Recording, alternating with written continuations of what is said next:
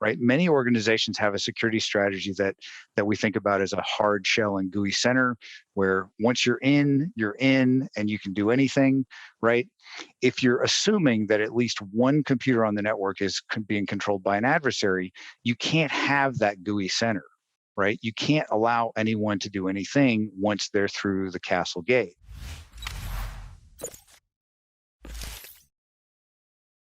I grew up in North Carolina, in Western North Carolina. First generation college student, studied civil engineering and engineering and public policy at Carnegie Mellon way back in the day. And my first career was in robotics. So I did a master's degree in robotics and worked at a startup that was doing robotic systems for nuclear weapons complex cleanup. So I toured some of the nation's most interesting real estate, and we had some teams and technologies deployed there, which was interesting and fun. And then you spend a lot of time in Nevada. Actually, craters. Not Nevada, because that's where we want to send all the waste, but it's not where we generated the waste for the most part, right? So there are other, shall we say, hot spots around the country that are where the weapons factories were built. Interesting. That are an interesting legacy for us to clean up. It'll take decades and decades more work to do that, and ultimately, after doing that for about 10 years, I went back to Carnegie Mellon at the Software Engineering Institute and started there in a business development role, serving as the account executive for key commercial clients that they were doing research for. Did a lot of work with the auto industry in Germany, which was fascinating. Did a lot of travel in Germany, so that was a lot of fun. And then ended up working in technology transition, sort of developing strategies for how the research lab at the university at the institute could get the methods and techniques that we were building really out into the world. And through that, started working with a team in CERT, the research program for cybersecurity there, on a number of projects, including what ultimately became a book that they were working on called the CERT Resiliency Management Model. It wasn't really called that then, but they were like, "Here, we're going to need a transition strategy for this. So you should just read everything we're writing and start learning about this." So I did that, and I started doing my own kind of reading on the side and research and sending them comments and ideas and proposed edits. And they're like, "You're in the wrong job, dude. You should come over here and help us write this, because you have a knack for this and clearly have a passion for it." And so, a couple of years later, my name was on the cover of that book. And that was the sort of beginning of my career in operational risk and cybersecurity. So that was not expected. It was completely fortuitous, opportunistic, and I'm really glad that I stepped into the opportunity when it was presented, because I'm having a blast. That's amazing. So writing the book kind of sent you on your trajectory of a career in security. Yeah. That's crazy. It took us a couple of years to produce in the end of the day, it was an 1,100-page book. I remember Addison Wesley complaining about having to use special paper so they could get it into their book presses at the factory. But like a Bible with really thin pages. Exactly. So, it was a blast, and I learned so much. And I got to do I got to lead the initial work with companies that were piloting that method and then ultimately using that method. And I got to work with some federal agencies on the same thing. And so, it was a lot of fun. And then in around 2010, 2011, around 2011 timeframe, I started doing a lot of work with the electricity sector through the Department of Energy and some work that we were doing there. And ultimately, they asked me to serve as chief architect for a maturity model that they developed called the Cybersecurity Capability Maturity Model, which was really developed by the industry for the industry back in 2012. It was a fantastic collaborative project. I spent many long days and late nights in DC, working with stakeholders from a lot of different utilities and the Department of Energy and all of the big trade associations in electricity on developing guidance that was compact and lightweight enough that it could be useful by a wide range of utilities, the largest utilities in the nation and the smallest utilities in the nation. So it was a really challenging project, and it was driven by the White House at the time, who was very concerned about security in the electricity sector, the power grid, and we got that out in June 2012, and thousands of utilities have been using it since then to help guide their cybersecurity programs. It was a precursor to the NIST cybersecurity framework. So the folks at the Department of Energy who worked on the project went on to the National Security Council and then helped create the project that led to the NIST cybersecurity framework.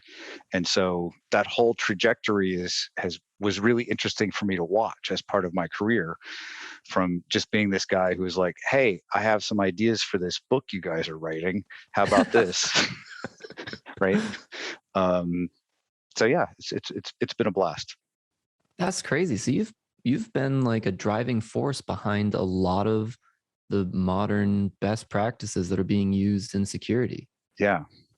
Wow. Who knew that was going to happen? I sure didn't. Yeah. So when did Axio come into the picture? Wow. So that's another interesting story. So the company was founded by myself and Scott Canry, and Scott, at the time I was at Carnegie Mellon University still at the Software Engineering Institute. Scott was working for Aon, one of the world's largest commercial insurance brokers. And Scott was a real thought leader in the deployment of cyber insurance and other insurance products to help organizations transfer their exposure associated with cyber risk. And Scott and I met at this really interesting dive bar in New York, the very first time we met in person. And over at this bar, they serve beer from the tap in 32-ounce cups. It's the only way they serve it. Wonderful. Yeah, they call them buckets. So you order beer by the bucket, and the cups are so big that you've got to put both hands around it when it's full, or it just sort of squeezes the beer out over the top. Anyway, the Scott and I met over a couple of beers, and started talking about cyber risk. And at the university at the time, we were still teaching people that, look, risk transfer is not really an option for cyber. You've got to mitigate, accept, monitor. Transfer is really nascent. And what transfer I learned, meaning like cyber insurance, yeah. Got it. And what I learned from Scott was quite the contrary. It was still a pretty immature form of risk transfer at the time, and it's evolved a lot since 2013. But Scott and I started imagining a future where security and risk leaders are making decisions about where to spend their limited resources. And so, do you buy a technology? Do you invest in process-oriented controls? Do you invest in administrative controls? Do you invest in risk transfer? How, as a security leader, do you make that call? No security leader has unlimited resources. And so how do you make a smart decision about where to put your next dollar as an investment to protect the organization and reduce its risk exposure? And that led to the thesis around which Axio was created. So in 2013, we started this conversation. I left the university and we started taking on some scrappy projects with clients to sort of bootstrap a a set of activities. And then in 2015, we signed our first major contract with a company and also closed on some seed financing, and we were off to the races. And in that interim, Scott and I had been developing what we now call Axio 360 and delivering it really in spreadsheet mode, sort of a couple of experts running around the world helping people make good decisions about where to invest to protect their organizations from cyber risk. And now we have all of that in a methodology that's much better than it was back in 2013, 14, and 15, and it's in a modern software as a service application and being used by more than 1,000 organizations. I think we have close to 5,000 users in our platform now. So it's really it's been a really exciting journey, and we have so much more to bring to the marketplace in support of that mission that we're excited about. That's amazing. Very cool, man. So you guys are kind of giving organizations the information they need to be smart about where they're spending for mitigating cyber risk. Yeah. And Adam, one of the things that Scott and I have always said is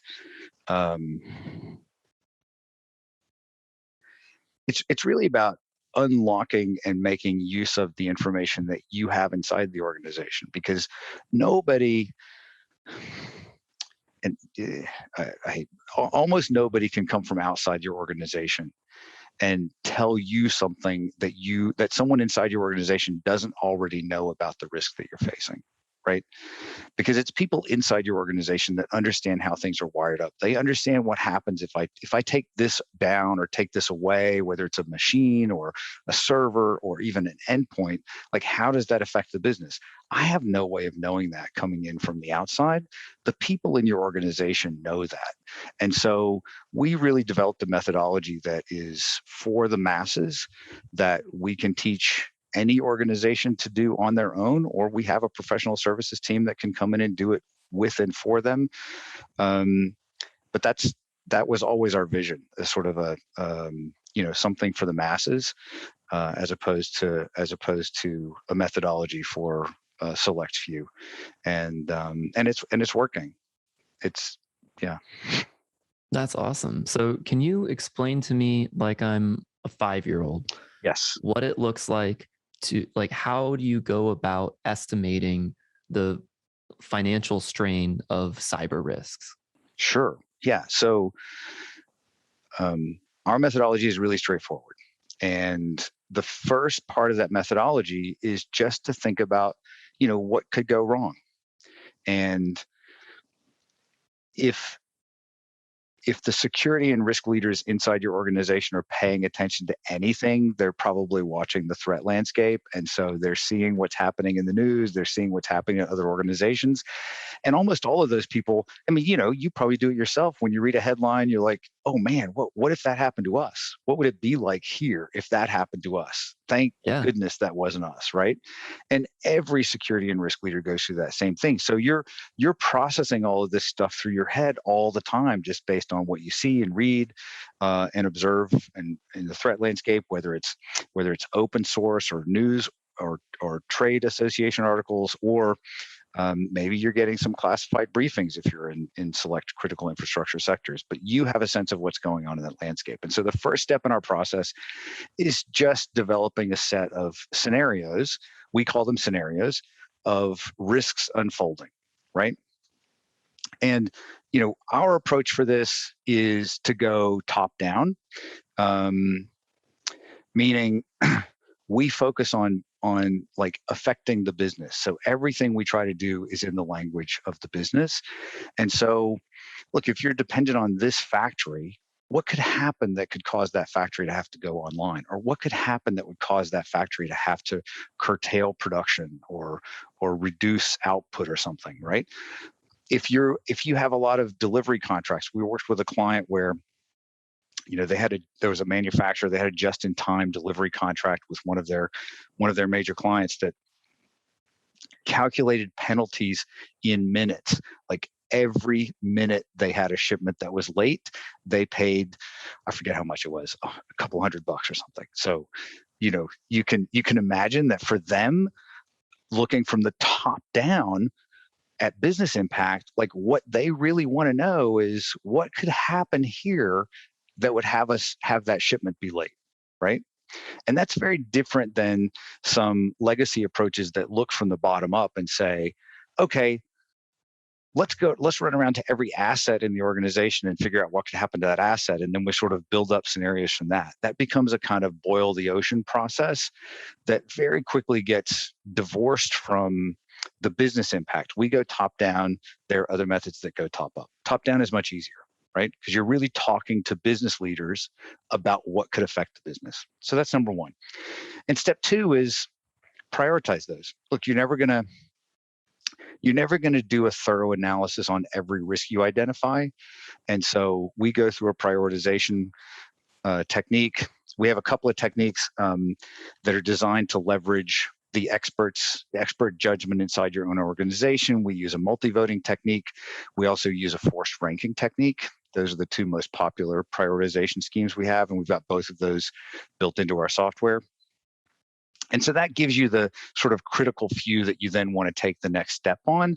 Now you could work your way through the whole list, but you've got to start with the high priority items. So identify, prioritize, and then quantify. And we do quantification. Look, we developed, Scott and I, in the early days of the company, back when we were doing back when we were slinging spreadsheets, right? We developed a list of all of the common impacts that organizations face from cyber events. And we mapped those into a framework that we still use today. And now what we've done is for every one of those potential impacts, we have one or more candidate simple math formulas on how you can think about the scale of that impact in your organization, right?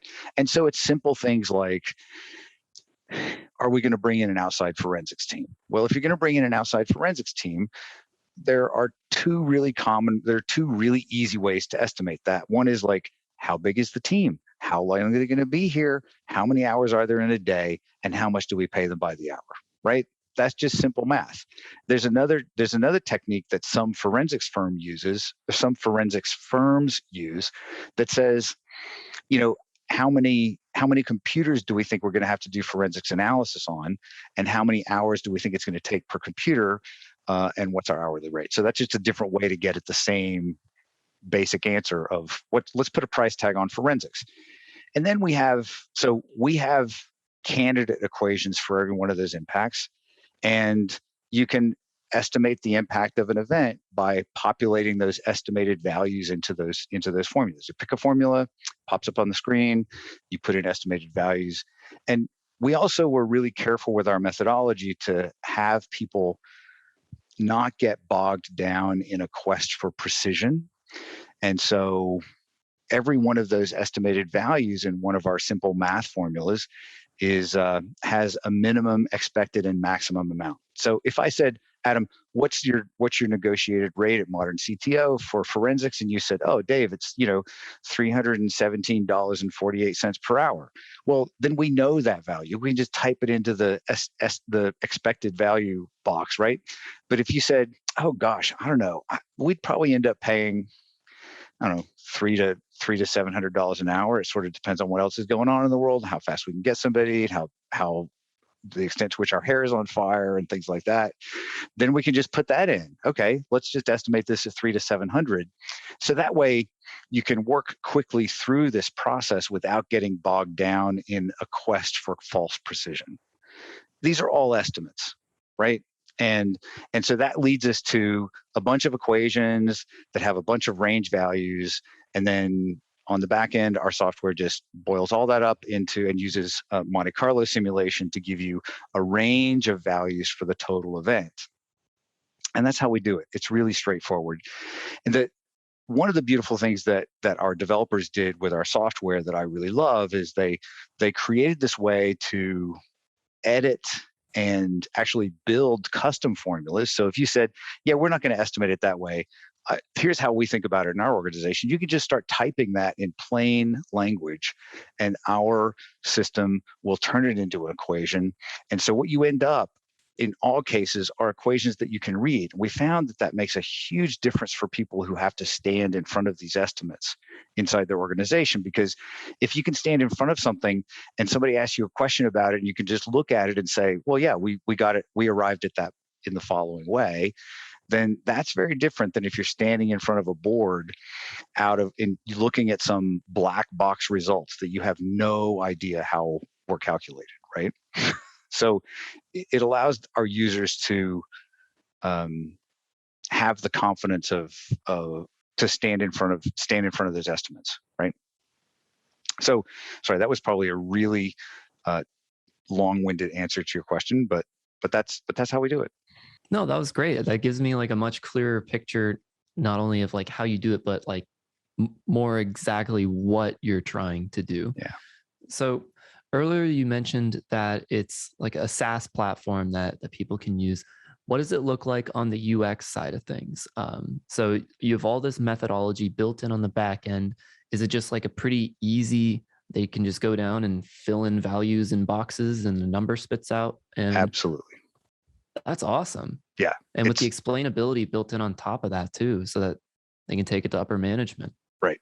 Yeah. And so I think that our UX team has done a fantastic job so far, and we have some new folks on the team recently that are going to do an even more incredible job as we continue to evolve the platform, because they've been working on some new reports that I've seen that we've put in front of some current and candidate clients that are really knocking people's socks off. So we're also we're committed to creating a method that didn't require users or consumers of the information to have a degree in statistics to understand. So we've come up with some really straightforward way to communicate complex concepts about impact of events.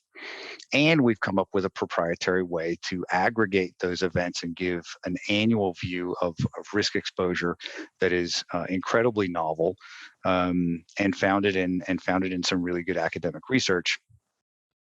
And so our output is also easy to understand, you know. That's awesome. So something I've seen on Axio's website and materials kind of pretty often is the 4 most critical questions for cyber risk. Can you take me through what those questions, first of all, who should be asking these questions? What is that like? What's the target audience of this? Yeah, I think, so from my perspective, boards and executives should be asking this question, right? And they should be asking it of security and risk leaders. And so security and risk leaders should be asking those questions of their teams, right? So, but I think that it's important for an abstraction of that information to be presented all the way at the highest levels in an organization. It really is the board's fiduciary responsibility to protect the organization's balance sheet and bottom line. And they can't really do that without understanding what's at risk. So question number 1 is, what's at risk? And we answer that using our quantification methodology, because we want folks to be able to answer that question using dollars and cents, the same language other people in the organizations are using to talk about risk, as opposed to answering it in red, yellow, and green, which is how we've been answering it in the security space for a long time, right? So we'd like for people to be able to put down the crayons and, pick up the calculators. So that's the vision for quantification. The second question is, are we doing the right things to mature our cybersecurity program? And there are a lot of assessments, including some of the assessments I worked on earlier in my career. There are a lot of great assessment instruments out there. We have many of those instruments loaded into our platform. We also support custom instruments. So if Modern CTO had its own framework that you've developed for managing cybersecurity, you could load that into our framework or into our platform and use that. But the whole notion there is that assessments of your program or of your controls should not be once and done events. They should be continuous events, right? And those assessments need to be backwards looking, current looking, and future looking. And the only way to accomplish that is to, when you're conducting an assessment, capture not only where you are today, but also where you intend to be at a specific point in the future. And so by implementing assessments in that way, you get this essentially a story arc of where you've been, because you have all of that historical data in the platform, where you are today, and where you're going in the future. It also gives you the ability to evaluate whether you've got enough budget to get where you think you should be at that point in the future, right? And so we have some planning tools and other advanced techniques in the platform to help you understand where you are on your journey and to plan that journey for your overall cybersecurity program and the deployment of controls to protect the organization. So that's answer 2. How are we maturing our program, right? Question 3 is, have we protected the balance sheet? So how much of that risk that we're facing, how much of that impact would flow to the organization's financial statements if we had a bad event? And the only way to answer that question, and this question is so important for boards to know the answer to, is to understand how your insurance portfolio would respond. Do we have the right kind of coverage? This is no different than thinking about, look, if you went out and bought, a $250,000 house, right? But you only bought $100,000 worth of insurance, then chances are, if you lost that house to a fire, you wouldn't have enough coverage, right? Yeah. Because pretty straightforward. Unless you paid 2.5 times what it's worth, or 2.5 times what it would cost to replace, then you're underinsured. And you'd better have that money sitting in reserve, or you're probably looking at bankruptcy if you have a really bad thing happen to your house, right? And it's the same thing with organizations. Look, the resilience of an organization at the end of the day is driven by one thing. Can you afford to continue operating? Can you make it through and afford to continue operating? And the only way to answer that is financially. And the way to answer it financially with respect to cyber risk is to understand what's at risk through quantification, and then what's your capacity to transfer that so that you understand how much you've got to cover yourself, right? So that's question 3 is, what's at stake on the financial statements or balance sheets. And then question 4 is, what investments should we make? The threat landscape is changing. We all know that. We've seen it. We've seen dramatic shifts over the past 12 to 24 months in the prominence of ransomware as an event type. A couple of years ago, everybody was wringing their hands about PCI theft, credit card information theft, right? Have you heard? When's the last time you heard people or read a bunch of headlines about credit card information theft? It's been a while, right? Probably the Target yeah. leak. And that was 2017, I think. 2016, 2017, right? And a while ago. Exactly. Because that led to an enormous investment in deploying end-to-end encryption to better protect credit card data in retailers, right? And so that investment was pretty clear, not in the earliest days of that trend, but it became pretty clear, and a lot of retailers made the right investment. And now we're in a situation where every organization is facing a ransomware threat, and so we're scrambling to figure out what the right investments are for that.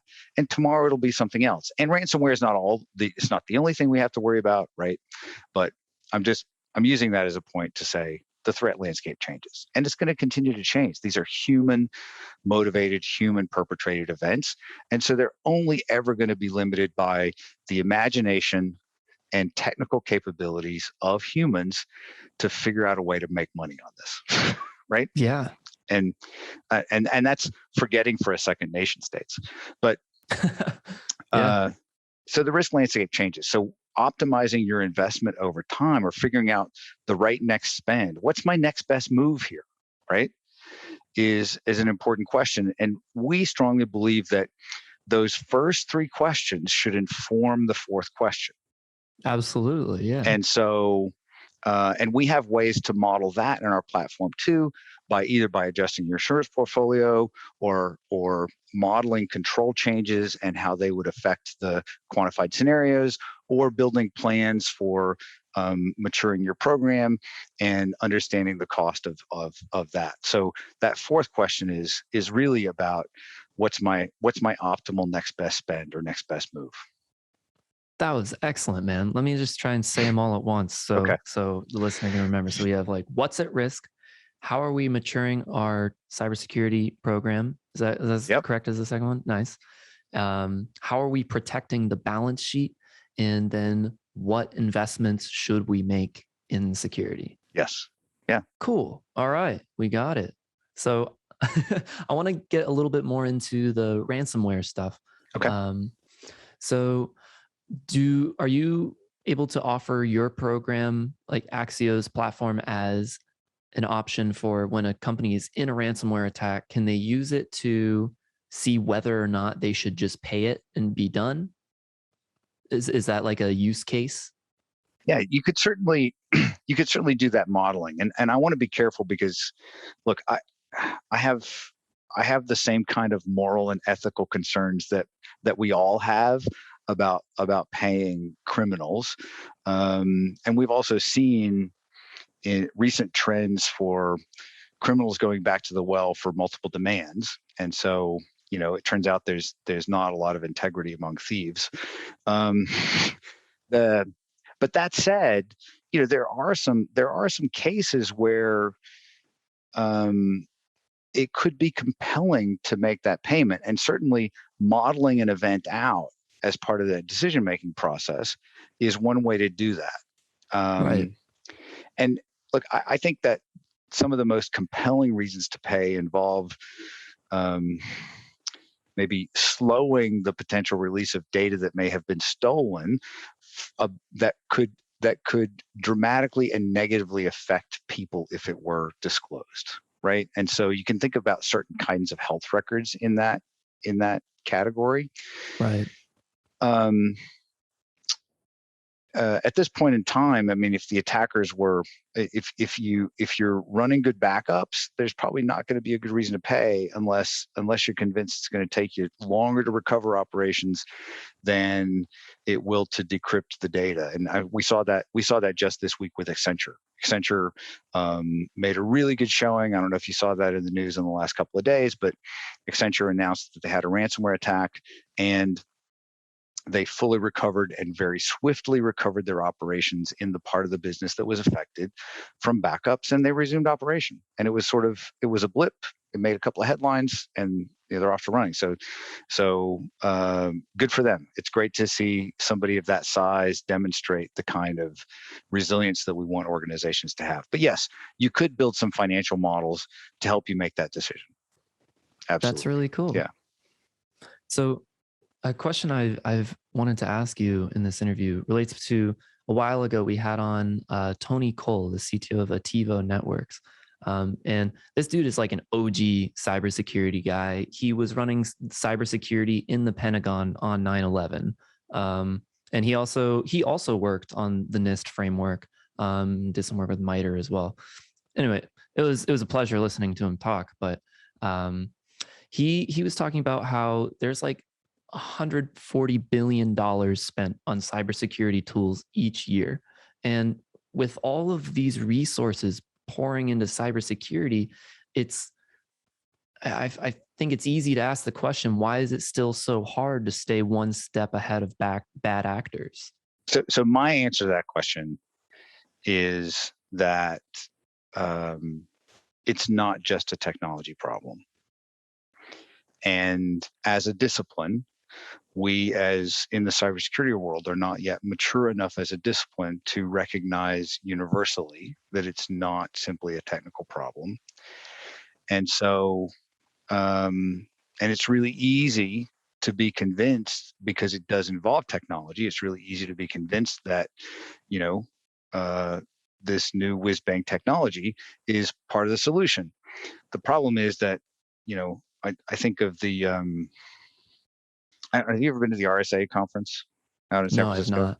Yeah. So it's an interesting place. It's an interesting event, really interesting event. And they have a trade show. The trade show has thousands of cybersecurity technology vendors, thousands. And so I think of it as the silver bullet bazaar, right?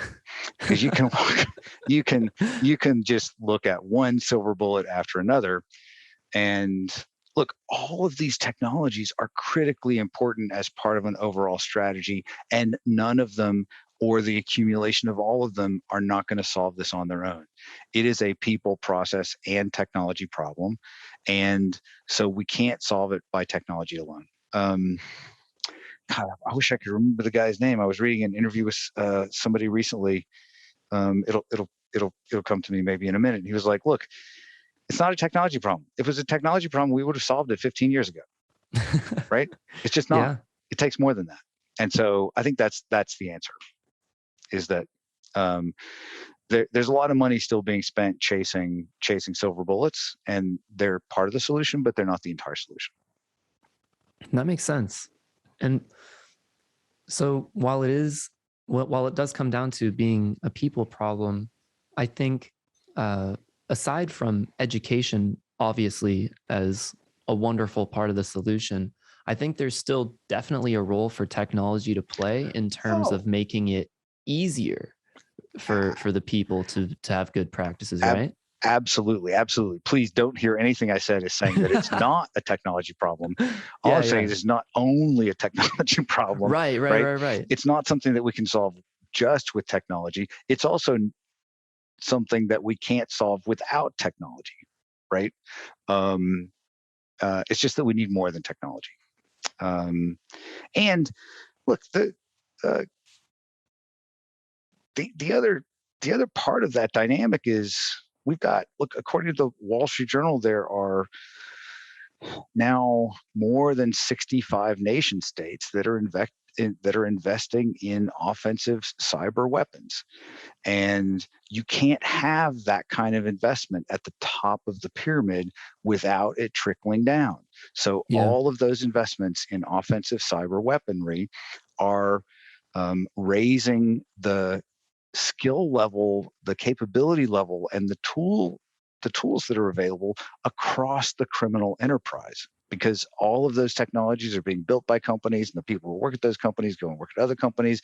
Sometimes they leak out. Eternal Blue, which was behind the NotPetya event, that was a nation state built weapon that was stolen and then used against us, and it was built by the U.S. for those of us following along. But you can't keep that stuff in a bottle, right? These aren't like bombs that once they explode, you can't really tape them back together and then use them on the other guy. Cyber weapons, once they're out there, they're out there. And so this investment by nation states is raising the water level of skills. I think of it as trickle down capabilities, trickle down attack capabilities. And that means that this is gonna,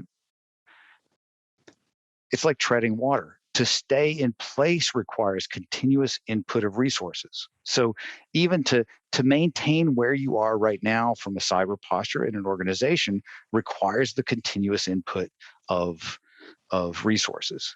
And to move forward, to get better, requires even more resources. So we're going to continue to spend it. We just are, right? That makes sense. And I mean, as you're saying, these attacks are getting more and more advanced. And just earlier this week, we had on the CTO of Avast. And I don't know if you're familiar with him as a person, but he self-described himself as a hardcore AI scientist guy. Okay. That was his introduction. Nice. And like he's a professor in AI at Czech University, and he was talking about adversarial AI in the cybersecurity space, and how the main problem that presents is it increases the scale at which attackers can attack, because all they need to do once they have whatever scheme in place is just buy more compute power and give their AI algorithm more room to run with. And as a result of that, the only way to really fight it is by having really good security AI where the same kind of what's the word? The same process works. You can throw more compute at it and it'll do a better job. And the amount of power creep that's there thinking about that, it's just insane. I just have like an image in my head of giants fighting, Right. And just getting bigger and bigger as they go to match each other's strength. And that just sounded so crazy to me. And I was just curious, have you like been spending much time thinking about the adversarial AI and the way that's impacting the security landscape? Well, look, I think I haven't really thought of it in AI terms. I think of it more generically as the automation of those attack tools, right? Now, intelligence and automation. I think of AI as sort of intelligence crossed with automation, and maybe that's, he might dispute me on that, but that's my that's how I might describe it to a fifth grader, right? It's back to our earlier point, but I think that's fair. Yeah. Look, automation is a problem, and because it's pretty inexpensive in modern attack tools to try out attacks on thousands of different organizations in one day, right? And so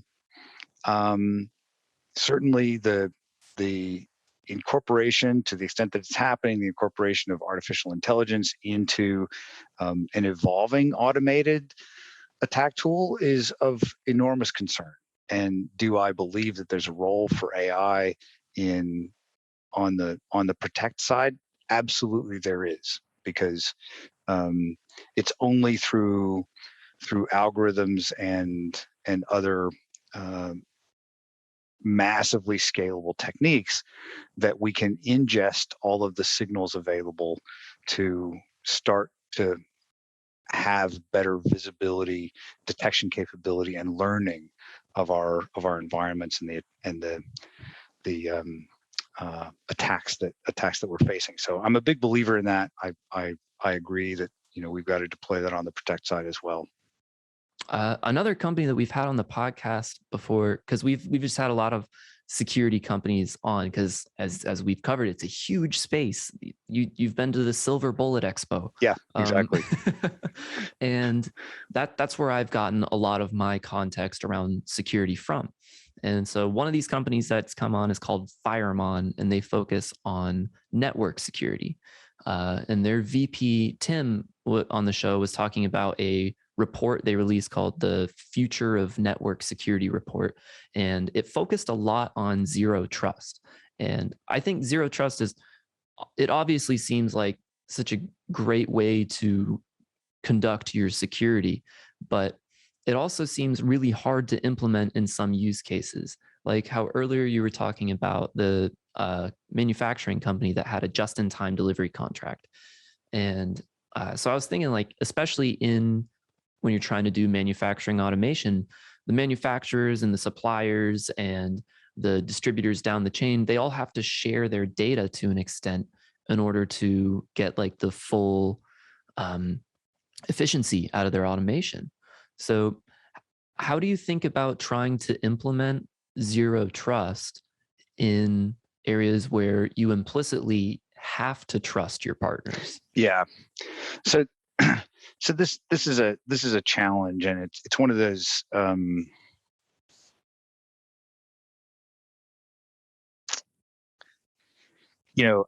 think least trust might be a better moniker, but it didn't pass the marketing committee, right? And so zero trust is the name, and I think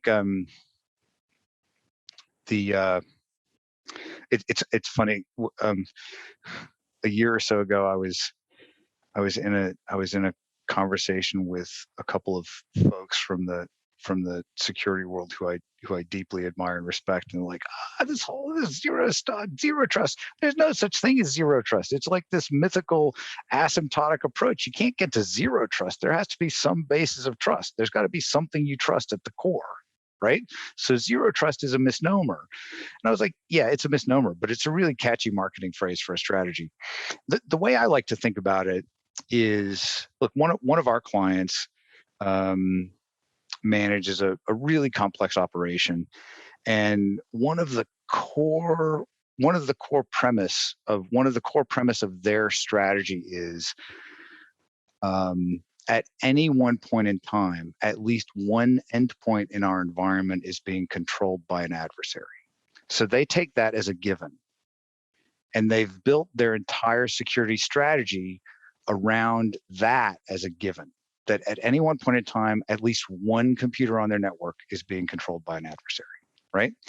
And so when I think about zero trust, that's the story I think about, because then that causes you to question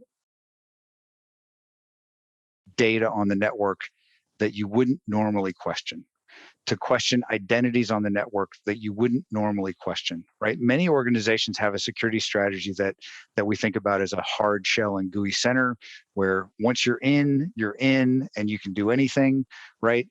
If you're assuming that at least one computer on the network is being controlled by an adversary, you can't have that GUI center, right? You can't allow anyone to do anything once they're through the castle gate. And for me, that's the sort of core idea behind zero trust, and that I really like. I think it's a sound security strategy, and I think zero trust is a really catchy name, but it's a little bit of a misnomer from my view. Now, I mean, some I zero think trust fanatics will probably debate me on that, and you know, they probably know more than I do anyway, so that's okay. But yeah, that's my view. well, I think that's a really smart way to think about it, and really brings the phrase zero trust to be even truer when you're assuming that there's already an adversary in the space. Because yeah, then you're not trusting anyone. But yeah, I think that's a trend that's definitely coming out more in the security landscape today, of not having that GUI center, because we're seeing attacks like that was kind of the detriment of the SolarWinds attack, right? That the attacker was in there and they were able to move laterally and escalate their privileges. And if they had more of a focus on monitoring the data inside and not letting the center be so GUI, then that wouldn't have happened. Yeah, and a lot of those efforts I'm really a fan of, because they are about hardening the center. And you know, that's also the thing that we're seeing in ransomware. To go back to the ransomware conversation, the kind of things that are necessary in a network to inhibit lateral movement also protect you from the scale of a ransomware attack. Because if a ransomware attacker is unable to get to everything, then it makes it harder for them to take everything down, right? So you can limit the impact of an attack by limiting the lateral movement, sort of limiting the blast radius, I think of it. And so all of those efforts are really important for our security future. That's really important to think about. Yeah.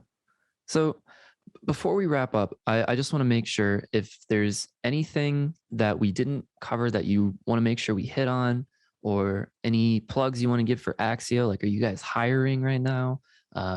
What are you looking to get out to the world, man? We are hiring. We have a software development team. Look, we're 100% onshore software development. Our software development team is headquartered here in Atlanta, where I live, but we're not limiting. You know, the whole job market has become national during the pandemic, so you're not limited to Atlanta, but we're certainly that's where we're headquartered from a software development perspective. So we are actively seeking developers. We have a professional services group. We're actively hiring professional services folks. We're hiring in the marketing space. We're hiring in the sales space. We have a careers page on our website. So if you're interested in working with us, please visit that careers page.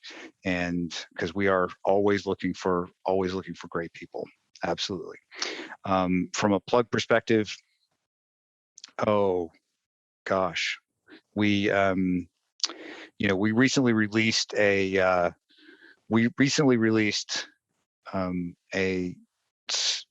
service, a deployment of our product really that is designed to help organizations get their heads around ransomware as a risk. And it includes a deep dive on ransomware controls. We built the ransomware assessment in collaboration with a large insurance company, leveraging what they've learned from a couple of hundred claims in the past year. So they certainly have a lot of great visibility from that. We also leveraged all of the great guidance that's come out of DHS CISA. So we have a ransomware preparedness assessment that is available for free. You can visit axio.com and find out how to get access to that. We also have a ransomware modeling exercise that we can conduct with an organization to help you understand the potential impact. This is also a really great way to understand some of those and uncover some of those dependencies in different parts of your operation that you might not be mindful of. Things like, Colonial Pipeline discovered during their event, where an IT-only event took down the OT side of the network and thereby the pipeline, right? Because they were concerned about those dependencies in operation and some potential porosity between those two networks. From everything we know, I don't have any inside information on that, but I've read all the same stories that you have, I'm sure, right? And then we have an improvement planning activity that follows on that. So for any organization that is really trying to follow the guidance that came out of the White House a couple of weeks ago for how organizations and business leaders should be thinking about and responding to ransomware, we have a product available to help you out with that. That we're really excited about. And it's also a great way to sample the full Axio methodology that we have in our platform.